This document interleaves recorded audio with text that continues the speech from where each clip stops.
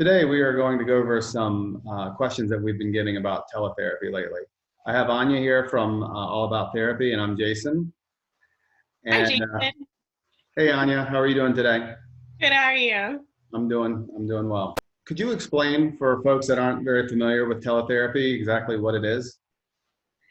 So, teletherapy is a therapy session that's provided via video with a virtual platform that uses the internet. So, all about therapy, we're using Zoom. I think it's one of the best platforms for its ease of use. And it also works with pretty limited internet connection.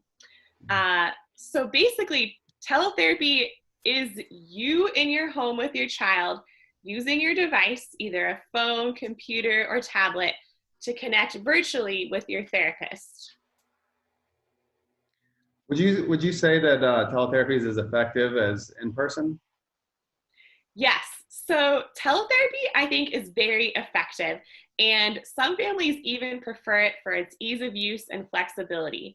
And what I really like about teletherapy is that I get to help my clients in their natural environment with the people that are usually in them, parents or caregivers that are usually there. Um, I think it's also really great during this time because we get to help you with what's relevant right now. For example, I have a lot of kids that I see for feeding therapy, and they kind of have various goals, progressing with different textures, different foods. But right now, a lot of families are telling me, I need my kid to feed themselves. That is my number one because I have to work from home, take care of other kids. Life is crazy right now, and we need to work on utensil use or getting my kid to feed themselves. So we've really been able to address goals that are super relevant right now to families. So you feel like in this current environment, with everyone being at home and working from home and balancing their family and homeschool and things like that, that teletherapy has been even more useful than before? Yes, I think it's very helpful at addressing what's relevant right now, and parents get to be the ones directly interacting with their child. And this can be even more helpful than the therapist interacting with their child. For example, I have a young child who has some tactile defensiveness with food, and he was really not liking touching foods.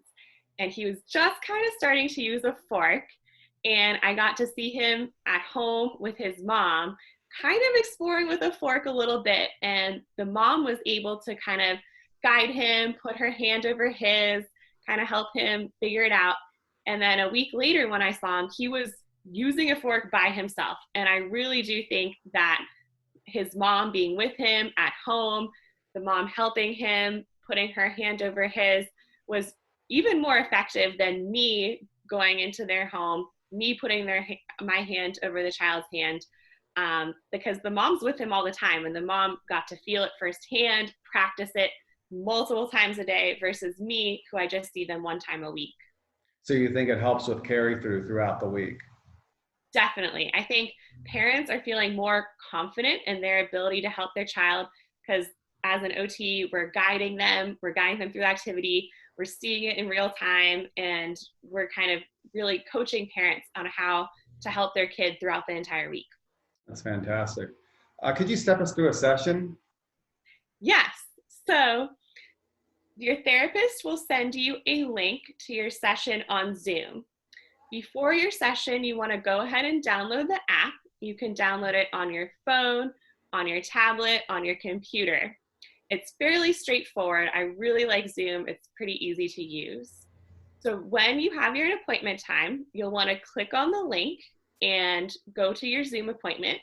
Your therapist will be there.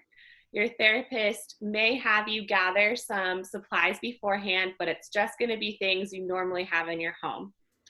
I kind of like to open up my session with just talking to the mother about how things are going, acknowledging how this is such a crazy time, and just really seeing like what could be helpful for them in this moment, to help them get through this crazy time, and how we can help kids in their activities of daily living at home. So a session may consist of the child participating in therapeutic activities And this method involves the OT guiding a child through a therapeutic activity, such as a fine motor task, a gross motor activity that addresses one of their OT goals. So the child's going to be doing the activity and the caregiver is going to be there to kind of assist where needed.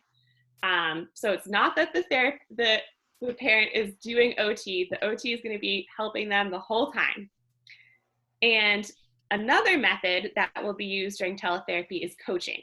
So this is where the OT and the parent work closely together to kind of come up with a plan, do an activity, and then really reflect and problem solve about how the activity went.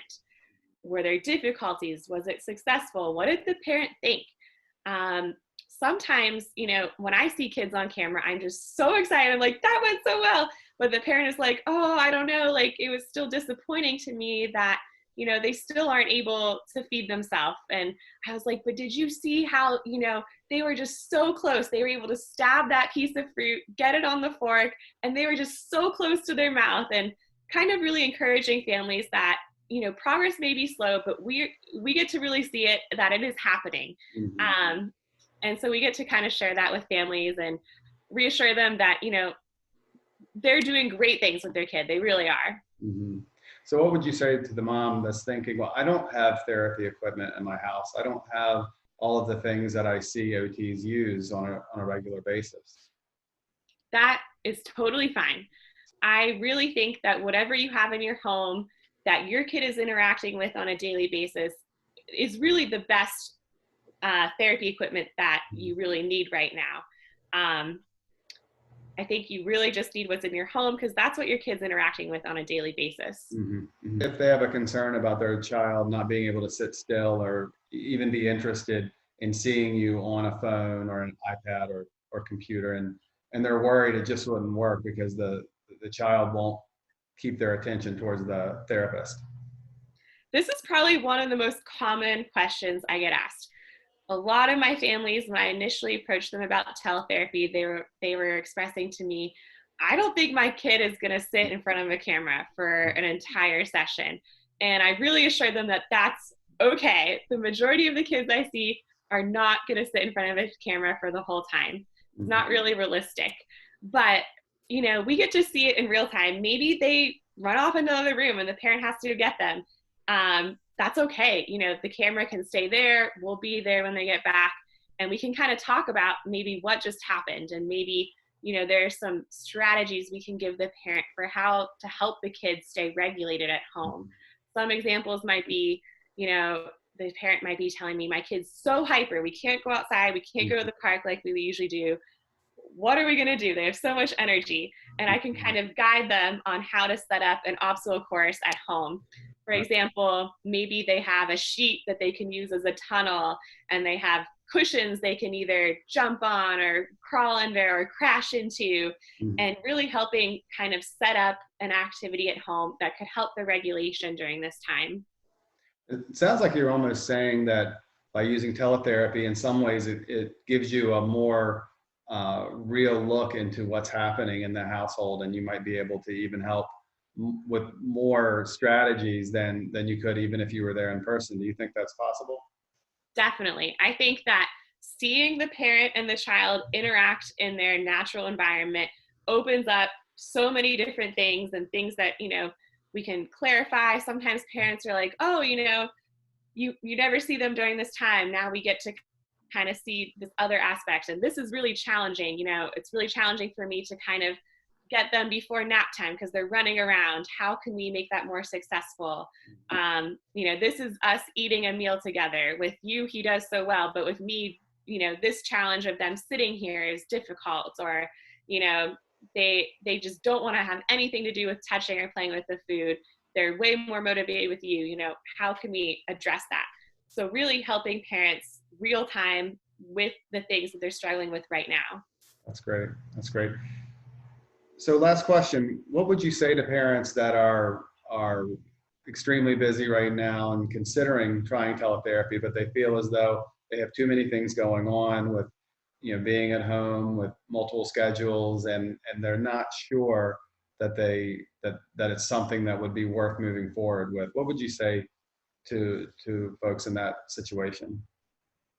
This is a crazy time, and there are so many changes going on that can affect your child's routine. It's tough for everyone, and we know it can be especially tough for children with special needs.